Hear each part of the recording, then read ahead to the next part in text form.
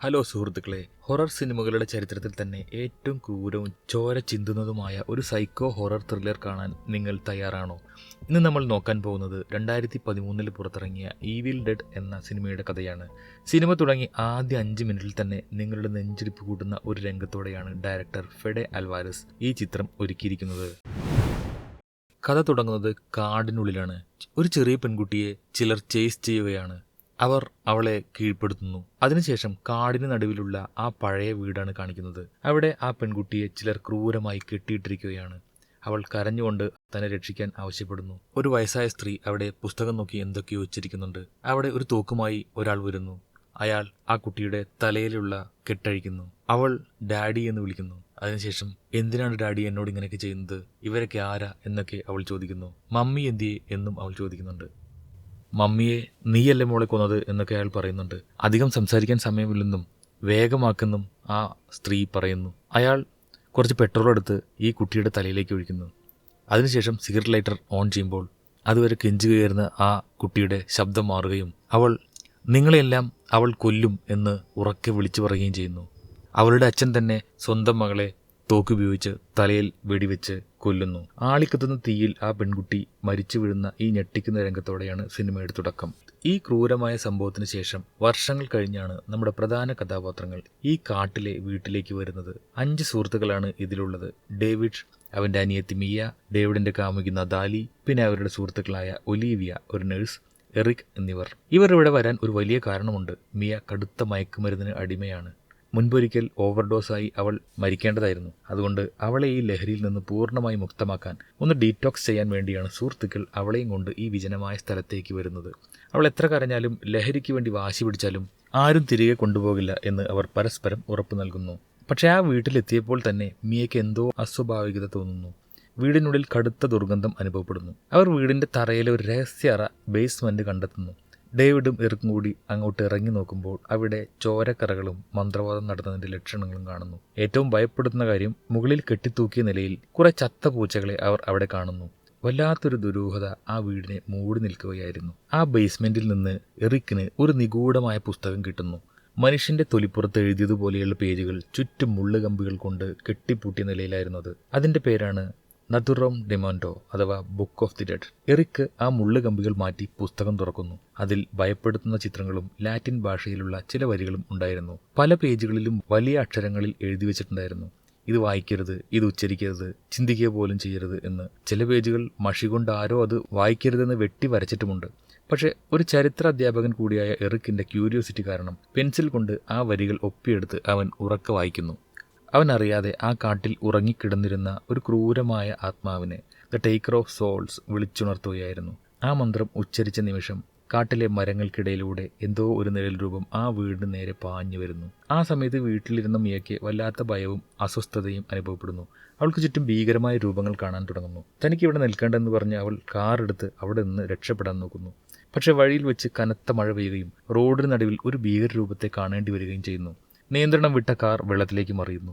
കാറിൽ നിന്ന് പുറത്തിറങ്ങി രക്ഷപ്പെടാൻ വേണ്ടി കാട്ടിലൂടെ ഓടുന്ന മിയയെ ആ കാട് തന്നെ ആക്രമിക്കാൻ തുടങ്ങുന്നു. ഈ രംഗം വളരെ ഡിസ്റ്റർബിംഗ് ആണ്. കാട്ടിലെ മരങ്ങളുടെ മുള്ളു നിറഞ്ഞ വള്ളികൾ വന്ന് അവളുടെ കൈകാലുകൾ വരിഞ്ഞു മുറുക്കുന്നു.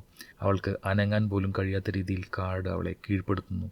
തുടർന്ന് ആ ആത്മാവ് മിയയുടെ വായിലൂടെ അവളുടെ ശരീരത്തിലേക്ക് പ്രവേശിക്കുന്നു. ക്രൂരമായ ആ പീഡനത്തിന് ശേഷം മിയ വിറച്ചുകൊണ്ട് ബോധമില്ലാത്ത അവസ്ഥയിൽ വീട്ടിലേക്ക് തിരിച്ചെത്തുന്നു. അവളുടെ മാറ്റം കണ്ട് സുഹൃത്തുക്കൾ ഞെട്ടുന്നു. എന്നാൽ അവൾ ഡ്രഗ്സ് കിട്ടാത്തതിന്റെ വിഭ്രാന്തി കാണിക്കുകയാണെന്നാണ് ബാക്കിയുള്ളവർ വിചാരിക്കുന്നത്. പെട്ടെന്ന് മിയ എല്ലാവർക്കും നേരെ തിരിയുകയും നിങ്ങളെല്ലാവരും ഇന്ന് രാത്രി ഇവിടെ മരിക്കും എന്ന് ഭയപ്പെടുത്തുന്ന മറ്റൊരു ശബ്ദത്തിൽ വിളിച്ചു പറയുകയും ചെയ്യുന്നു. കാര്യങ്ങൾ പന്തിയല്ലെന്ന് മനസ്സിലാക്കിയ ഡേവിഡ് അവളെ ഒരു മുറിയിൽ പൂട്ടിയിടുന്നു. എന്നാൽ രാത്രിയായപ്പോൾ വീട്ടിലെ വളർത്തു നായയുടെ കുര കേൾക്കുന്നു. നോക്കുമ്പോൾ ബേസ്മെന്റിൽ വെച്ച് മിയ ആ നായയെ ക്രൂരമായി അടിച്ചു കൊന്നിരിക്കുകയാണ്. അവളുടെ സ്വഭാവത്തിലെ മാറ്റം മനസ്സിലാക്കിയ ഡേവിഡ് മിയ തിളച്ച വെള്ളത്തിൽ കുളിക്കാൻ ശ്രമിക്കുന്നത് കാണുന്നു. അവൾ രക്തം ഛർദ്ദിക്കുന്നു. വായിൽ നിന്ന് നുരയും പതയും വരുന്നു. തന്റെ പെങ്ങളെയും എടുത്തുകൊണ്ട് ഡേവിഡ് തന്റെ ജീപ്പിൽ ആ വീട്ടിൽ നിന്നും ഒരു ഹോസ്പിറ്റലിനെ ലക്ഷ്യമാക്കി പാഞ്ഞു പോകുന്നു. എന്നാൽ കുറെ ദൂരം ചെന്നപ്പോൾ അവർ കാണുന്നത് തങ്ങൾ ഇങ്ങോട്ട് വന്ന പാലം തകർന്നു കിടക്കുന്നതാണ്. അവർക്ക് അവിടെ നിന്ന് പോകാൻ കഴിയില്ലെന്ന് അവന് മനസ്സിലാവുന്നു. ഇതേസമയം കാറിൽ കിടന്ന മിയയുടെ മുഖത്ത് ഒരു ചിരി വരുന്നുണ്ട്. തിരിച്ച് ക്യാബിനിലെത്തിയ മിയയിൽ കൂടുതൽ മാറ്റങ്ങൾ കാണുന്നു. അവൾ കൂടുതൽ അക്രമാസക്തിയായിരിക്കുന്നു. അവൾ ഒരു ഷോട്ട് ഗൺ എടുത്ത് മറ്റുള്ളവരെ വെടിവെക്കാൻ ശ്രമിക്കുന്നു. മൽപ്പിടുത്തത്തിനിടയിൽ ഒലീവിയ ഷോട്ട് ഗൺ എടുക്കാൻ ശ്രമിക്കുമ്പോൾ മിയ അവളുടെ മുഖത്തേക്ക് ഒരുപാട് രക്തം തുപ്പുന്നു. മിയ നിലവറയിലേക്ക് വീഴുന്നു. മിയയുടെ രക്തം തെറിച്ച ഒലീവിയയിൽ മാറ്റങ്ങൾ തുടങ്ങുന്നു. അവളെ നോക്കാൻ എറിക് അങ്ങോട്ട് വരുമ്പോൾ കാണുന്ന രംഗം ഞെട്ടിക്കുന്ന ഒന്നാണ്. ഒലീവിയ ഒരു ഗ്ലാസ് കഷ്ണമെടുത്ത് സ്വന്തം മുഖത്തെ തൊലി ചിരിച്ചുകൊണ്ട് വടിച്ചെടുക്കുകയായിരുന്നു. പേടിച്ചു പോയ എറിക്കിനെ അവൾ ഒരു ഗ്ലാസ് കഷ്ണം കൊണ്ട് ക്രൂരമായി കുത്തി പരിക്കേൽപ്പിക്കുന്നു. എറിക് വേദന കൊണ്ട് പൊളിയുമ്പോഴും അവൾ ചിരിച്ചുകൊണ്ട് അവനെ ആക്രമിക്കുകയാണ്. അവസാനം ഒരു കനത്ത ടോയ്ലറ്റ് ഫ്ലഷ് ടാങ്ക് എടുത്ത് അവളുടെ തലയ്ക്കടിച്ച് എറിക് അവളെ കൊലപ്പെടുത്തുന്നു. ഇവിടെയാണ് എറിക്കിന് മനസ്സിലാകുന്നത് താൻ വായിച്ച പുസ്തകമാണ് ഇതിനെല്ലാം കാരണമെന്ന്. എറിക് മുറിവേറ്റ നിലയിൽ ഡേവിഡിനോട് സത്യം പറയുന്നു. പക്ഷേ ഡേവിഡ് അത് വിശ്വസിക്കാൻ മടിക്കുന്നു. അടുക്കളയിലിരുന്ന നതാലി ബേസ്മെന്റിൽ നിന്നും മിയയുടെ വിളി കേട്ട് അങ്ങോട്ട് ചെല്ലുന്നു. നിലവറ തുറന്ന് മിയയുടെ അടുത്തെത്തിയ നതാലിയെ മിയ ആക്രമിക്കുന്നു. അവളുടെ കയ്യിൽ കടിക്കുന്നു. ഓടി വന്ന ഡേവിഡ് തന്റെ കാമുകിയായ നതാലിയെ അവിടെ നിന്ന് രക്ഷിക്കുകയും ബേസ്മെന്റിന് മുകളിൽ ആണിയടിച്ച് ചങ്ങലയിടുകയും ചെയ്യുന്നു. മിയയുടെ കടിയേറ്റ നതാലിയുടെ കൈ ചീഞ്ഞു പോകാൻ തുടങ്ങുന്നു. നതാലിയുടെ ഉള്ളിലേക്ക് ആ ബാധ പടരുകയാണ്. തന്റെ ശരീരം പൂർണ്ണമായി സ്പിരിറ്റിന് അടിപ്പെടാതിരിക്കാൻ നതാലി ഒരു കടുത്ത തീരുമാനം എടുക്കുന്നു. അടുക്കളയിലിരുന്ന ഒരു ഇലക്ട്രിക് മീറ്റ് കട്ടർ ഉപയോഗിച്ച് അവൾ സ്വന്തം കൈ മുറിച്ചു മാറ്റുന്നു. പക്ഷെ അതുകൊണ്ടും രക്ഷയുണ്ടായില്ല. പൂർണ്ണമായും സാത്താനായി മാറിയ നതാലി ഒരു നെയിൽ ഗൺ എടുത്ത് എറിക്കിന്റെ ശരീരമാകെ ആണിതറയ്ക്കുന്നു. ഓരോ ആണിതറയ്ക്കുമ്പോഴും എറിക് അനുഭവിക്കുന്ന വേദന വിവരണാതീതമാണ്. അവളെ തടയാൻ വരുന്ന ഡേവിഡിനെയും അവൾ ആക്രമിക്കുന്നു. ഒടുവിൽ സ്വന്തം കാമുകിയെ വെടിവെച്ച് കൊല്ലാൻ ഡേവിഡ് നിർബന്ധിതനാകുന്നു. ഇപ്പോൾ ആ വീട്ടിൽ ബാക്കിയുള്ളത് മാരകമായി പരിക്കേറ്റ എറിക്കും ഡേവിഡും മാത്രം. ചോരയിൽ കുളിച്ചു കിടക്കുന്ന എറിക് മരിക്കുന്നതിന് മുമ്പ് ഡേവിഡിനോട് ആ പുസ്തകത്തിലെ രഹസ്യം പറഞ്ഞു കൊടുക്കുന്നു. ഈ ശാപത്തിൽ നിന്ന് മിയയെ രക്ഷിക്കണമെങ്കിൽ 3 വഴികളേ ഉള്ളൂ. ഒന്നുകിൽ അവളെ ജീവനോടെ കത്തിക്കുക, അല്ലെങ്കിൽ ശരീരഭാഗങ്ങൾ വെട്ടിമാറ്റുക, അതുമല്ലെങ്കിൽ ജീവനോടെ കുഴിച്ചുമൂടുക. തന്റെ അനിയത്തിയെ കൊല്ലാൻ ഡേവിഡിന് മനസ്സ് വരുന്നില്ല. അവൻ 3ാമത്തെ വഴി തിരഞ്ഞെടുക്കുന്നു. അവൻ മിയയെ ബേസ്മെന്റിൽ നിന്ന് പുറത്തെടുക്കുന്നു. അവൾ അവനെ ഭീകരമായി ആക്രമിക്കാൻ നോക്കുന്നുണ്ടെങ്കിലും ഡേവിഡ് അവൾക്ക് മരുന്ന് കുത്തിവെച്ച് ബോധം കെടുത്തുന്നു.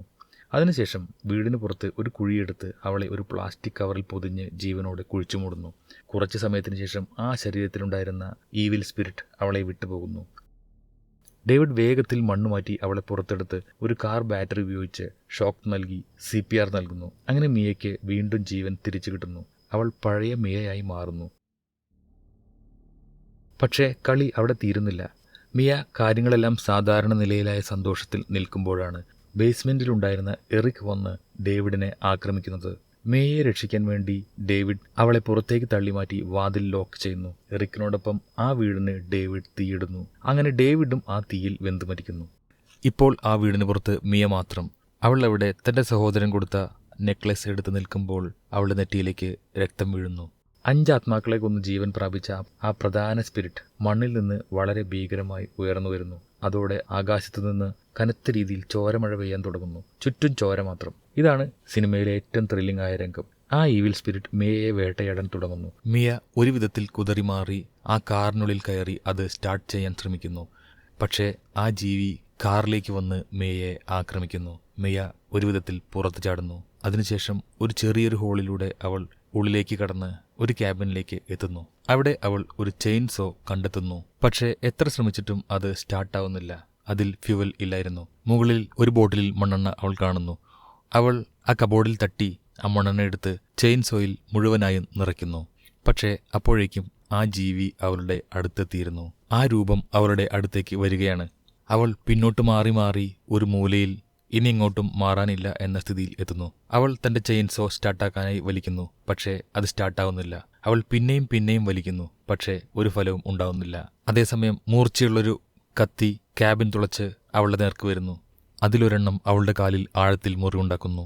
ഒരു വിധത്തിൽ അവൾ ആ ക്യാബിൻ പൊളിച്ച് പുറത്തു കടക്കുന്നു. അവൾ ഓടി ആ കാറിന് പിറകിൽ ഒളിച്ചിരിക്കുകയാണ്. പക്ഷേ അവളെ തേടി ആ ജീവി അവളുടെ പിന്നാലെ വന്നുകൊണ്ടിരിക്കുകയാണ്. അവൾ ഊഴ്ന്നിറങ്ങി കാറിനടിയിൽ കിടക്കുന്നു. അതിനുശേഷം ആ ചെയിൻസോ സ്റ്റാർട്ടാക്കാനായി വലിക്കുന്നു. പക്ഷേ അത് സ്റ്റാർട്ടാവുന്നില്ല. അവൾ വീണ്ടും വീണ്ടും ശ്രമിക്കുന്നു. ഒടുവിൽ അത് സ്റ്റാർട്ടാവുന്നു. ആ ജീവി ഇപ്പോൾ അടുത്തെത്തിയിട്ടുണ്ട്.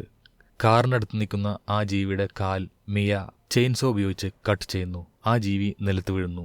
പക്ഷേ ആ ജീവി കാറിന്റെ ഒരു ഭാഗം ഉയർത്തുകയും തെന്നിമാറാൻ ശ്രമിച്ച മിയയുടെ കയ്യിലേക്ക് ആ വാഹനം വന്നു വീഴുകയും ചെയ്യുന്നു. മിയ ഇപ്പോൾ അവിടെ കുടുങ്ങിയിരിക്കുകയാണ്. കാരണം അവളുടെ കൈ കാറിനടിയിൽ പെട്ടിരിക്കുകയാണ്. എത്ര വലിച്ചിട്ടും അത് കിട്ടുന്നില്ല. അതേസമയം ആ ജീവി ഇഴഞ്ഞിഴഞ്ഞ് അവളുടെ അടുത്തേക്ക് വന്നുകൊണ്ടിരിക്കുന്നു. അവൾ മറ്റേ കൈകൊണ്ട് ചെയിൻസോ എടുക്കാൻ ശ്രമിക്കുന്നുണ്ട്. പക്ഷേ അത് അവൾക്ക് എത്തുന്നില്ല. ആ ജീവി അവളുടെ അടുത്തേക്ക് എത്തിക്കൊണ്ടിരിക്കുകയാണ്. മിയ വാഹനത്തിലടിയിൽപ്പെട്ട തന്റെ കൈ ആഞ്ഞു വലിക്കുന്നു. അങ്ങനെ സ്വന്തം കൈ വലിച്ചു മുറിച്ചുകൊണ്ട് അവൾ ആ വാഹനത്തിനടിയിൽ നിന്ന് എഴുന്നേൽക്കുന്നു. ആ ജീവി ഇഴഞ്ഞ് ഇപ്പോൾ അവളുടെ മുന്നിൽ എത്തി നിൽക്കുകയാണ്. അങ്ങനെ തന്റെ മുറിഞ്ഞ കൈ ലോഡ് ചെയ്ത് പിടിച്ചുകൊണ്ട് മിയ ചെയിൻസോ സ്റ്റാർട്ടാക്കുന്നു. തന്റെ ആത്മാവിനെ ഞാൻ തിന്നാം എന്ന് പറഞ്ഞു നിൽക്കുന്ന സാത്താന്റെ വായിലേക്ക് മിയ ആ ചെയിൻസോ ആഴ്ന്നിറക്കി അതിനെ രണ്ടായി പിളർക്കുന്നു. സാത്താൻ ചോരപ്പുഴയിലേക്ക് താഴ്ന്നു പോകുന്നു. ആ സാത്താൻ നശിച്ചതോടെ ചോരമഴ നിൽക്കുന്നു. കാട്ടിൽ വീണ്ടും വെളിച്ചം വരുന്നു. അവൾ തന്റെ സഹോദരൻ കൊടുത്ത നെക്ലേസ് എടുക്കുന്നു. സർവ്വതും നഷ്ടപ്പെട്ട് മിയ അവിടെ നിന്ന് പതുക്കെ നടന്നു നീങ്ങുമ്പോൾ സിനിമ അവസാനിക്കുന്നു. എന്നാൽ ക്രെഡിറ്റ് സീനിൽ ആ പഴയ പുസ്തകം അവിടെ കേടുപാടുകൾ കൂടാതെ തറയിലിരിക്കുന്നത് കാണാം.